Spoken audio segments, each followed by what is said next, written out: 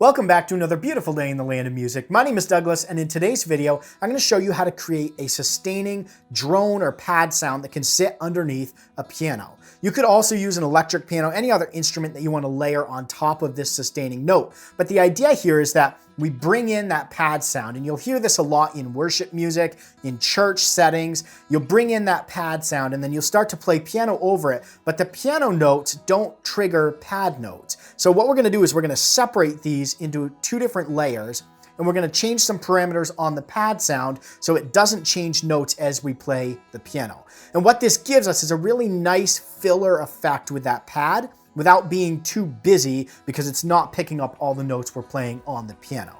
So there's a couple of different ways we can configure the Nord Stage 3 to accomplish this effect. I'm going to talk about two of them and give you demos of how to use those two methods. There is a third method if you've got an extra controller kicking around. I'm going to cover that in a later video because I want to talk more about that method and some of the things you can do with it. In this, we're going to focus on strictly the Nord Stage 3, what you can do inside of there. And it comes down to a matter of opinion in which one you prefer, but I'll talk about both methods and let you decide which one works best for you. So to start right off, we're going to use the white grand as our piano. So we've got the white grand here.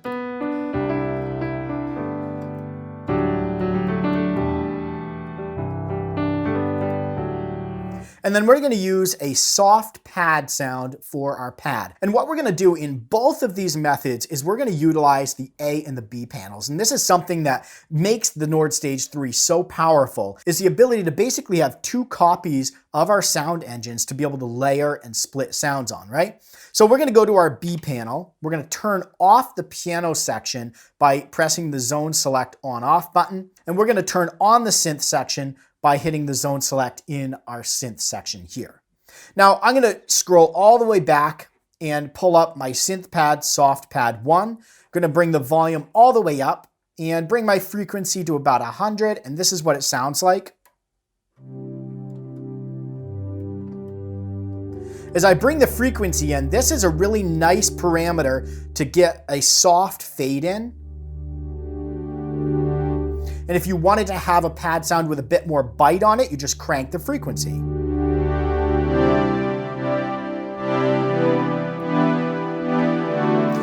You might even be able to call that effect a bit of a sparkle that you can add to it by cranking the frequency.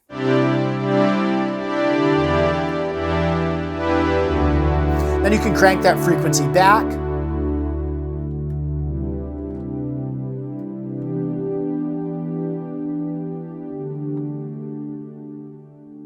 So as you may have noticed, it can be a bit of a pain to reach up and tweak that frequency knob. So the first thing we're going to do is we're going to tie the frequency knob to our modulation wheel. You could also tie this to an expression volume style pedal. This is the ideal method because then you don't have to take your hands off the keyboard. You can just use your foot to fade the pad in and out. So rather than reaching up and tweaking a knob to fade that pad in and out, I'm going to assign it to the modulation wheel using the morph assign section. So make sure your modulation wheel's all the way down closest to you.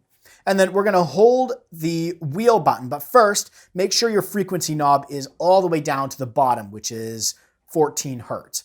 Then we're going to hold on the wheel morph assign button, and we're going to twist our frequency up to about 250, somewhere in there, 247, that works. Let go of the wheel button. Now what you'll notice is we've got our modulation wheel all the way down here. If I play some notes, it's very faint pad sound. And as I bring the modulation wheel in, that's giving us that exact same effect as twisting the frequency knob. It also gives me a little bit more control over the parameter because the modulation wheel is larger. It's got a nice grip to it.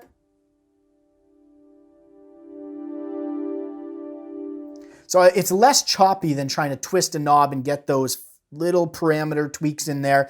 You can do that very easily with the modulation wheel here.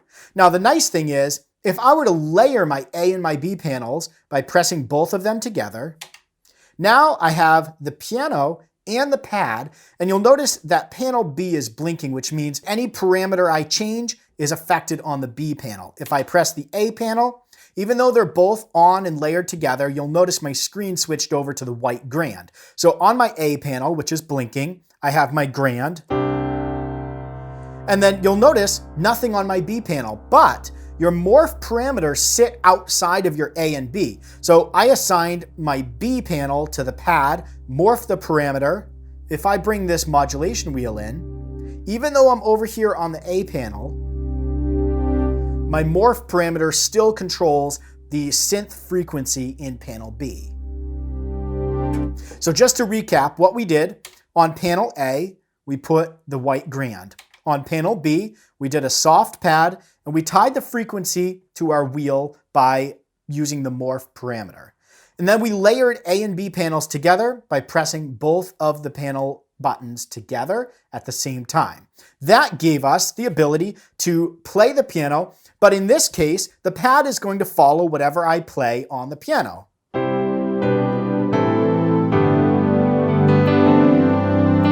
As you can see, that's a bit messy, especially with my frequency up. Even with it down a little bit,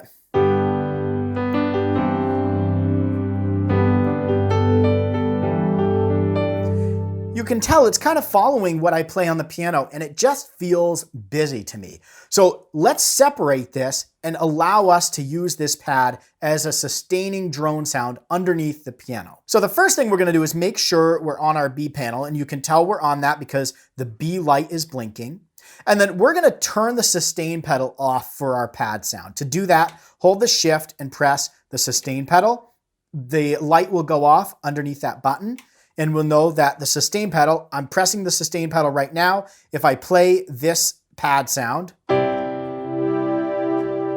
I let that off, the pad sound goes away, but my piano sound still sustains. So if I go over to my A panel, sustain pedal is turned on for the piano. Go back to my pad, it's turned off for the pad. That's the first thing you're going to want to do. Next, we're going to press the KB hold button. And this button right here is the keyboard hold function. And what it's going to do is it's going to hold whatever note or series of notes I play until I play another series of notes. So let's turn the frequency all the way up on our pad, and I'll just show you an example of this. So let's say I play a C note. It's going to hold that C note. I can adjust the frequency with my modulation wheel. And it's going to sustain that until I play another note. In this case, I'm going to play the E note. Now my C note went away and replaced with the E note. I could play a series of notes. That replaced my E note.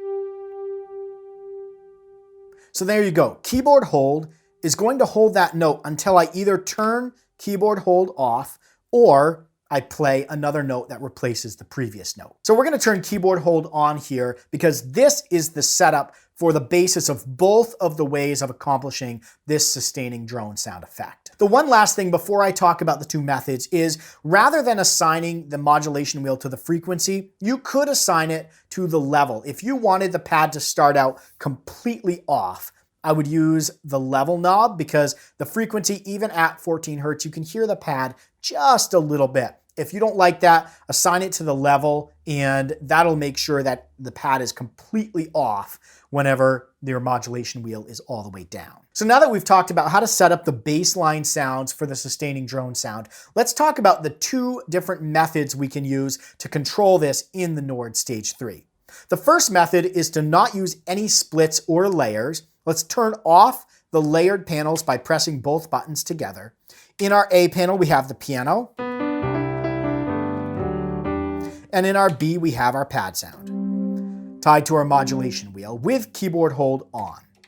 So let's say we're starting off the song and we want to bring that sustaining drone sound in. We're going to start off in our B panel and we're just going to play the G note here. That's the root note of the song that we're going to start introing. Start to bring the modulation wheel in, and as we're doing that, we can switch over to the A panel. Now the sound from the B panel is still going to continue because of those seamless transitions. The Nord doesn't cut off any of those sounds. So we've got our pad sound in, right? Now we can come in with our white grand. Because we aren't layering the panels, the notes that we play on panel A aren't going to affect the notes we play on panel B.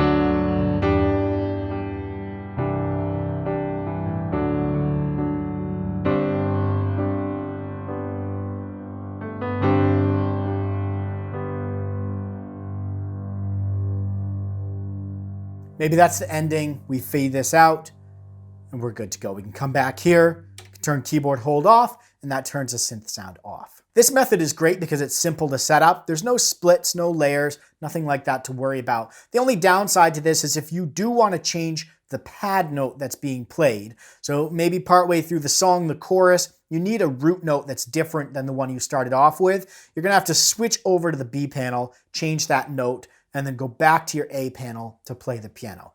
A bit of a pain and not ideal if you're gonna have to change that root note. If it's gonna stay the same through the whole song and you're just gonna fade it in and out at parts of the song, this method's great, really simple, and I've used this in a live setting before, and it works fine. The second method is a little bit more complicated, and it uses the split function and the layer function. So what we're gonna do is layer both of our panels together. We're gonna turn the keyboard hold back on for the pad, and we're gonna layer our piano and our pad together at the same time.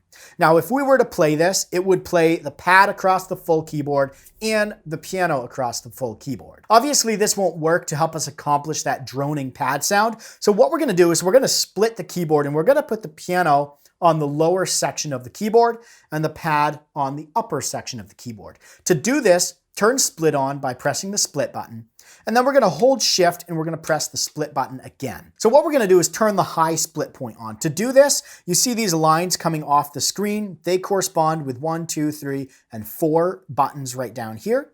So turn high on by pressing the 4 button once, and then turn the mid off by pressing the 3 button until you see off up here in the width. Now what you want to do is make sure that C6, you'll see the light is illuminated right over here. That's actually where I do want my split point. You could change this by pressing the number 1, which is going to move our parameter down, and then go over to the high, and we could adjust this. You'll see the light moves as we change our split point. If you want to know more about splits and layers, I'll throw a couple of links in the description below. You can go watch those videos where I go in depth on this process. But we're going to leave the split point right here on C6, and we're going to exit our split edit mode. So now we have split turned on, and we've split the keyboard into 2 zones, 1 and 2. The last thing we need to do here to put this split into effect is hold shift and press the zone select on our synth. We're going to change this so that only the top zone is playable by the synth. And then what we're going to do is go to our A panel, and we're going to hold shift, and we're going to press zone select and make sure our piano is on the bottom zone. So now, no pad, even though we've got them layered together. But if we play up here,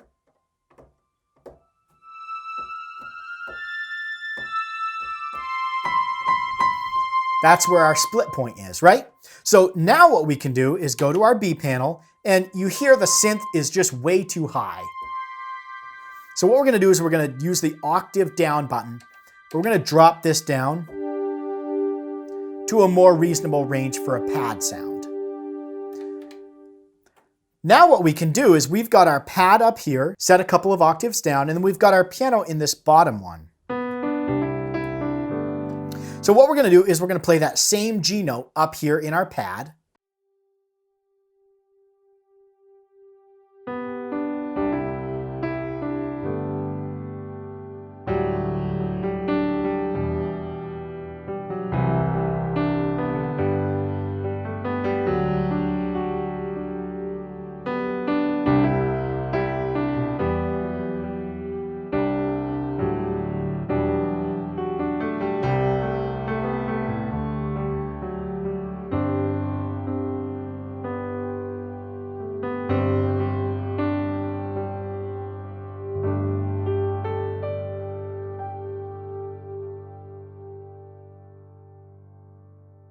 As you can see with this method, we didn't have to change panels at all. The only thing we lose out with this method is the ability to play the high notes on the piano here, because obviously that's taken up by our pad. To turn keyboard hold off, and that would kill that pad sound. Turn it back on, bring it in for another song.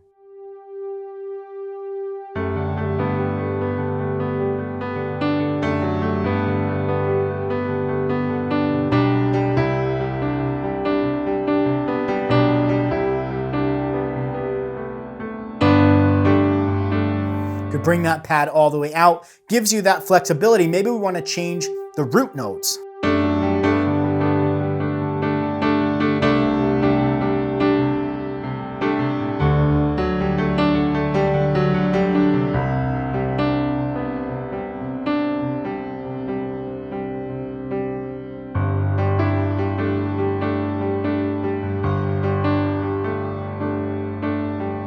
So with it split like that, I'm able to change the notes that I'm playing up on the synth section here while still playing the piano down here, not affecting that pad sound at all. So I hope this video was helpful for you. If you've got questions, throw them in the comments below. Let me know which method you prefer when it comes to that sustaining drone sound and setting it up on the Nord Stage 3. Obviously, a little more flexibility if you split and you put the synth up there. You could put the synth in the lower register, but I find myself as a worship leader playing a lot of those lower piano notes, especially when you get into the softer parts of the song where the rest of the band is faded out. So I tend to want to use the lower register on the piano. So I put the synth up high. Your situation may be different, so you may want the synth down low and the piano up high. Completely up to you how you go about that. The first method we talked about with just the simple layer, that's great if you only need one note to sustain through the whole song that you fade in and out, but less flexibility if you need to change the note or parameters or things like that. So keep that in mind. Thanks for watching, stay inspired, and keep making that music.